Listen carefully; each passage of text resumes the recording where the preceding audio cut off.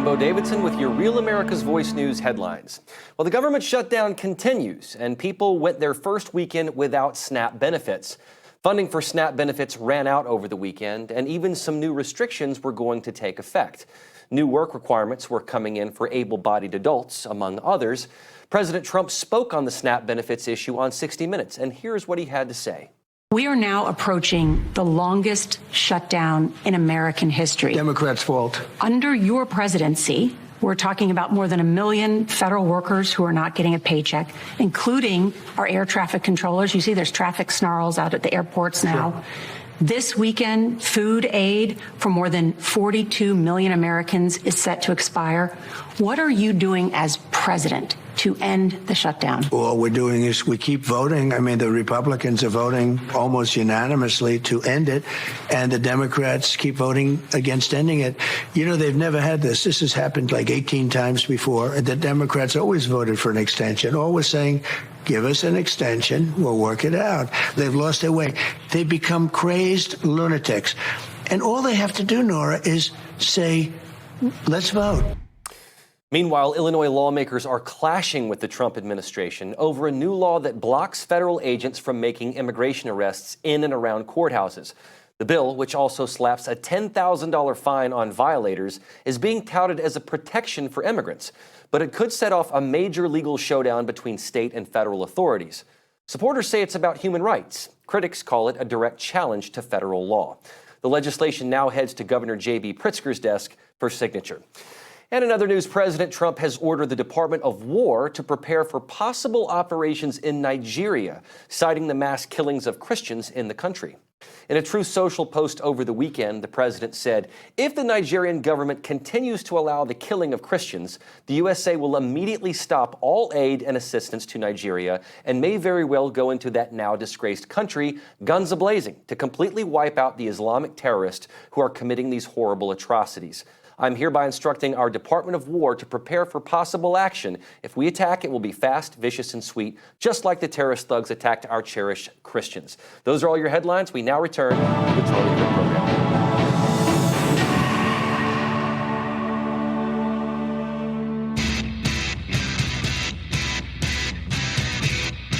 On air and on fire for the preservation of our nation. The Charlie Kirk Show. Many of us are hopeful about the direction the country is headed, but after years of abuse and mismanagement, things could fall apart at any moment. That's why I and Americans from all walks of life have taken action to prepare for whatever is coming next, and that starts with having an emergency food supply. Storing food in your home is the right thing to do because we are living in crazy times. Just, log on to Twitter if you don't believe me, or check the comment section, some of these videos. Anyways, a lot of us are preparing. Right now, you can get ready, too, with a 3-month emergency food kit from My Patriot Supply. It comes with delicious foods like creamy stroganoff, honey wheat bread, and mushroom rice pilaf. The entire kit offers 2,000 calories every day. This food kit lasts up to 25 years. Pretty sure it's like your whole house could get flooded. And this stuff it's totally sealed. Yeah, I mean, I have some. Yeah, they sent me boxes and boxes of stuff. It's amazing. When that day comes, if it ever comes, God forbid, you will be ready and have the peace of mind to go with it. Go to mypatriotsupply.com/Kirk now to order your 3-month emergency food kit from My Patriot Supply. That's mypatriotsupply.com/Charlie. mypatriotsupply.com/ actually, I apologize, /Kirk. mypatriotsupply.com/Kirk. mypatriotsupply.com/Kirk. Sorry about that. So, yeah, I get community noted on this thing. By the way, in the break, we kept talking about it for radio. I just want to fill you in. This problem solved T-shirt thing was just absolutely garbage. But here's the thing. I don't want to hurt innocent people. For that, I genuinely, if there are teachers in that picture, because, I get it. Math teachers kind of can be maybe a little dorky, this guy, right? Or, okay, I get it. I genuinely don't want to hurt them. That's not my heart. Sure. My heart is to call out evil, to confront evil. And so if there were people in that picture that didn't mean any harm by it or just didn't make the connection, I genuinely am sorry to them. But I don't believe for a second that there aren't people in that picture that knew exactly. Maybe what, read the room a little bit, guys. read the freaking room. The biggest, largest political assassination, the most high profile in a generation since the 1960s in this country, who happens to be my dear friend, my partner and colleague and all of these things. Like, I'm sorry if I get a little bit primed and I'm a little bit upset about. It's the same design as the Freedom Shirt. That's the reason that it seems directly. Yeah. And then they didn't they upload it more recently? Well, no, they said that they wore it last year. So I waited, and then I mean, listen, in my inbox, my DMs are flooded with people like, don't believe them. It's AI, and look at this foot, and look at this. So, but I mean, I have no idea. The point is, I saw what looked to be a credible reference to last year, so I updated the thread, and people are coming after me for that too. But it's like, listen, I'm just trying to be a good faith operator. I'm posting what I believed to be the same image from last year, but I still and everybody then made the point whoa, after Trump's assassination attempt, still inappropriate that year. I mean, and I just keep coming back to this point. This is where I'll leave it. Well, I actually want and school shootings too, by the way. No, exactly. Like you're teachers and you're dressing up like that in a school. Point. Like studio. I don't know. Find me an image of just a run of the mill teacher from the 50s, 60s, or 70s. Just find me something, and then get me an image like that. My kid's school did Halloween. We didn't have any teachers dressed like that. They dress like blood and gore. The schools normally don't crayons. No, they had crayons. Here's what I'd say. One was purple. What this one was yellow. does is it exposes a deeper flaw in our education system. That if you're a public school teacher and you think that this is an okay way to celebrate Halloween with blood and gore, I get it. The country has lost its mooring, and there's going to be dozens and hundreds of whatever people out in the audience that think I'm crazy for saying that. I don't I'm telling you that is not an appropriate way to dress for Halloween. I will just say though, kids. I just thank God. I just thank God that it could have been a lot worse, man. They could have been wearing Star Wars costumes. I'm just saying. No, but it's been really bad. I think Halloween, if it's fun, dress up, that's cool. Blood and gore, it's not my thing, especially if you're supposed to be teaching school. Kids. The kids can't. I bet you they don't have any pictures of kids going to school with blood and gore because it's probably prohibited. Probably send them out. It's prohibited. Now compare this to a teacher in the 1950s. Look at how far our culture has fallen. This is the 1950s. That was your school teacher in the 1950s. Now go to the Christmas blood and gore Story. one. Remember Christmas Story when he's at school? Now go to 115. Compare, contrast. This is you want to know why we're a nation in decline, sadly, is because that is seen as okay. I'm not saying that all of these people were mocking Charlie. I don't know their hearts. I don't know. But just compare and contrast. Go back to the 1950s, lady. Yeah. We have fallen. We are missing something crucial, and it's called dignity, self-respect. Which way, Western man? Which way? Let me add this. And then back in the day, we never knew our teacher's first name. Nobody ever knew their first name. That's so true. And we would treat them with respect and all that. We didn't know who they were married to. We really didn't even know who they were married to unless their husband worked at the school. So we weren't in their business. Now the kids are knowing what sexual orientation the teachers are, if they got boyfriend, all this old crazy stuff. And I think that we've gone in a sense of decline. I would still challenge those people, even though somebody may want to give them grace and say they wore it last year or whatever the case may be. Yeah, you wore it at an inappropriate time last year, and you should be able to read the room this year. Charlie Kirk died. It's a similar shirt. You have to say, hey, let's get different shirts because it's not going to come across well. It's common sense. And then you cannot tell me at these schools, survey these people. If we had their social media accounts, I bet you some of them celebrated Charlie's death or they did not give him condolences. We saw how many teachers did. We know what it is. They can lie all they want or whatever. I don't want nobody to get hurt, but I think that they should get exposed. They did actually pull that footage of the car bombing. Do we have it? And I believe we have it's 114, and I'd love to get Brandon on this to be able to see to come walk us through. Look at that. Oh my goodness! And nobody got injured. This was not. I mean, to me, this seems like beyond Molotov cocktail level. Oh no, that was an explosive ice. It appeared because it exploded in the middle and burned through all these cars. I mean, cars really don't. They don't really catch fire like that. Connect to each other, because you see that one is burned, but this one is half burned. So what would your you'd have to have a very, very intense initial explosion for it to get to that right, kind of right in the middle of those cars, a big explosion, and it engulfed all those cars, and then it spread and stopped at the third car or fourth car off to the side. But I'm not sure. I'm not a explosive expert, but that's troubling.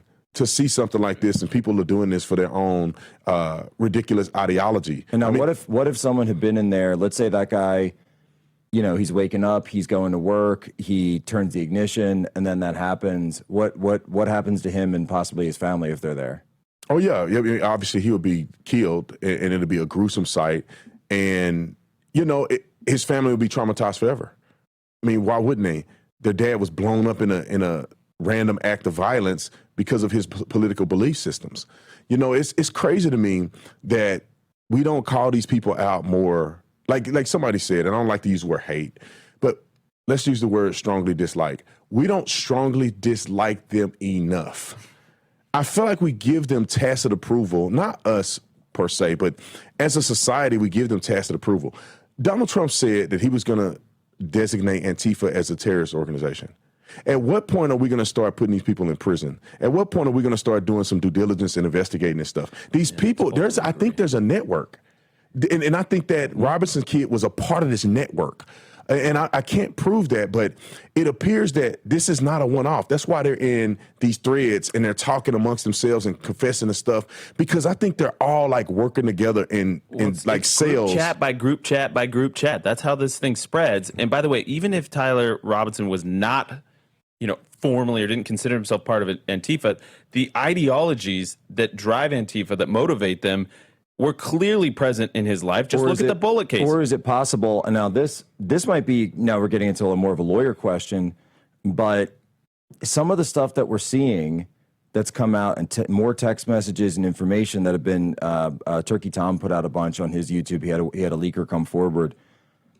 Is it possible that the real radical here was Twigs, was the boyfriend, and then convinces Tyler to conduct this act, and he goes out and does this for him, and they've got drug use, they've got alcohol use, obviously the sexual behavior, all the rest of it coming in.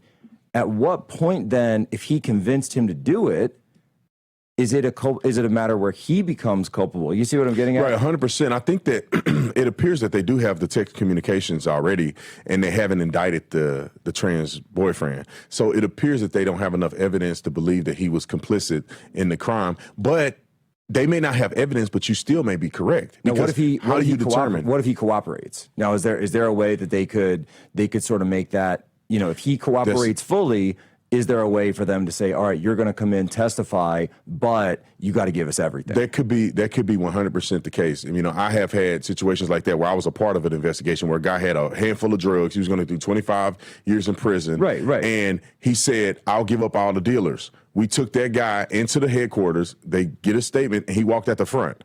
And he got caught with a handful of crack. And that's what I'm saying. If you roll, you get the best deal. And that could be, he could be under witness protection too, because people are now saying online that the transgender boyfriend is now missing. And it's like, you're not going missing from the FBI if you are a material witness. You're missing from the media. You're missing from the media, Yeah. or you may be under witness protection. Right. Which means why people don't have access to you. But that could have been very well the case, because this is how we see it happening, right? I mean, you have a kid that seemed like he grew up in a normal household, maybe possibly a conservative household. Seems conservative. And all of a Mormon, sudden, he's going down this path of woke Antifa ideology, and just so happened he's in a relationship with one of these transgender and then you people. run up with someone who's fully committed, who you then form this I'm just going to say it, this perversive relationship with, and suddenly that person gets, it's grooming. This is how grooming works. You throw into the mix a lot of weird, kinky sex stuff. You throw into the mix a lot of drugs. You throw into the mix a lot of these Discord chats and all this weird, weird ideologies. And not to mention, by the way, you're rejecting your Mormonism. The extreme online furry transhumanist pornography that we know he was into. It's a distillation of just basically everything terrible and horrible all in one like ideology, and they all mix and they all like come together. It's a confluence of all of this like really violent stuff, and this is what, if you could sum up Antifa's ideology in like one sentence, it's basically what they got from this quote from him, where he basically says, "Some hate you just can't negotiate out." Right. And so that is a perfect encapsulation of what Antifa believes. They don't believe in open debate. They don't believe in free dialogue. They don't believe in democracy, candidly. They believe that the system is so evil, that some of the people that are pushing this, enforcement of the system are so evil that you cannot negotiate with them. This is what the Antifa handbook is all about from Dr. Mark Bray at Rutgers University, still employed. This is what it's all about. They don't believe that you can be talked to. They don't believe that you're a human. They don't believe that you can be reasoned with. So they're gonna try and kill you. They're gonna try almost like they believe that you're unhuman. Right. Almost like, there was somebody wrote a book last year called Unhumans that explained that this is exactly what they believe. They believe that if you do not follow their ideology, that you are not human, that you are unhuman. Took a lot of flack for that one. I want to tell you quickly about Alan Jackson, the amazing partners of the show. Alan sends me prayers and Bible verses all the time. Appreciate it very much. We're honored to be partnering with Alan Jackson Ministries, and today I want to point you to their podcast. It's called Culture and Christianity, the Alan Jackson Podcast. What makes it unique is Pastor Alan's biblical perspective.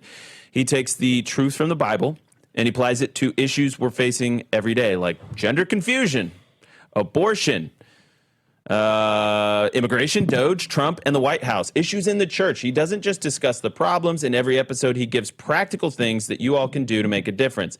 That is the Culture and Christianity podcast. It's informative and encouraging, and you can find it on YouTube, Spotify, or wherever you get your podcasts. Alan Jackson Ministries is working hard to bring biblical truth back into our culture. You can find out more about Pastor Alan Jackson and the ministry at alanjackson.com/Charlie. Alan, ALLEN, Jackson.com/Charlie. All right, we'll be right back. Don't go anywhere.